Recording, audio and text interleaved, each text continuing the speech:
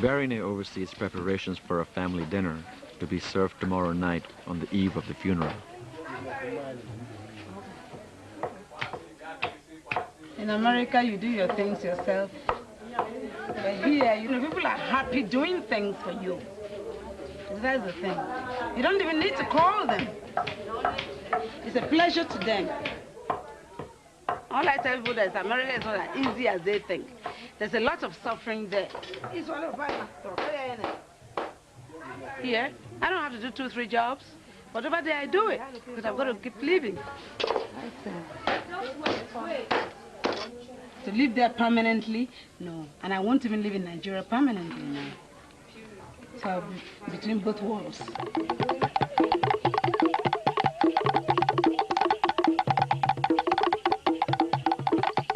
As a continuation of our week-long program for the final burial of our maternal leader, Ken Saro-Wiwa, we are here today to see a little bit of the way we do our own things.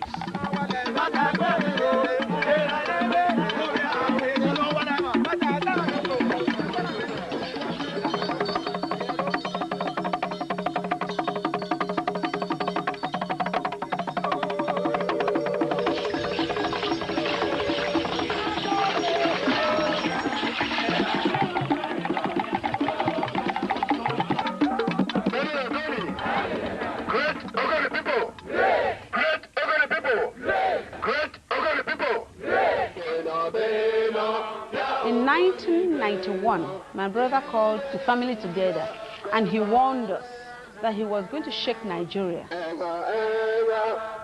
Ken Saro-Wiwa led the Ogoni people in a mass movement against the military government and Shell Oil. They've been drilling oil here for almost 30 years. And nothing came out for it. Nothing came out for the people. Nothing, said Ken Saro-Wiwa, but environmental devastation. Wiwa's mass movement, called MOSOP, wanted stricter drilling standards and for the government to spend some of its oil revenues in Ogoni land. Shell Oil and the military government resisted. And I still remember the last thing the head of Shell told me. He said, if your brother wants to be a martyr, that's his business. And I walked out of his house. And later Ken was killed. Violent clashes with the military followed. Many Ogonis died, and their villages were burned. Barine's restaurant was bulldozed by the government.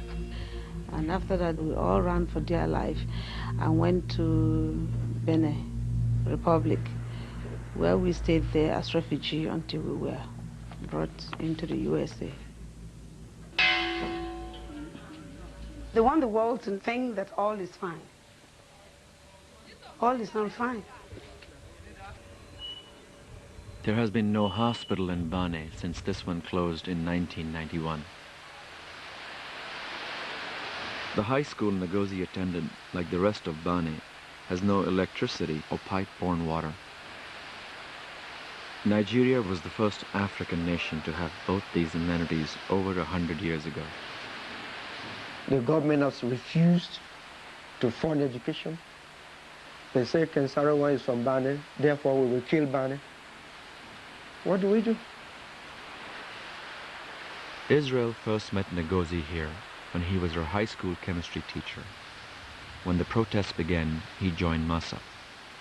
When he was arrested, each day his breakfast is 7 strokes of a cane every day. I was going to where Israel was locked up 4 or 5 times a day. Each time I go there, the director, he was driving all of us with Ken. Say, you Ogoni women, we are going to finish all of you. We are from Igbo. We are not from Ogoni. Ngozi is not from Ogoni. She's from Igbo, Olo, Umaka. But because of the love she had for Israel, she decided to stay and suffer with him. But she said she wants to end up with him too. Then at the time he was released, he gave him 100 strokes of the cane here. and then 100. In fact, we just had to, it was terrible. He developed internal bleeding. And so to save his life, I advised him to find his way to Benin. He is our last born. My father and my mother, they get so much attachment to him. And when he left, it was as if one part of their body was chopped off.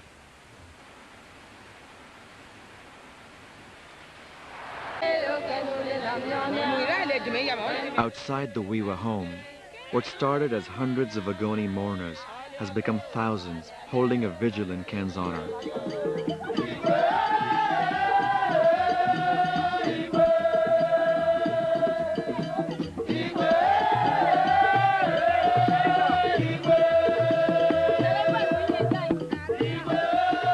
Mourners crowd around Ken Saro-Wiwa's home, hoping for a glimpse of the slain leader's only son, Ken Jr.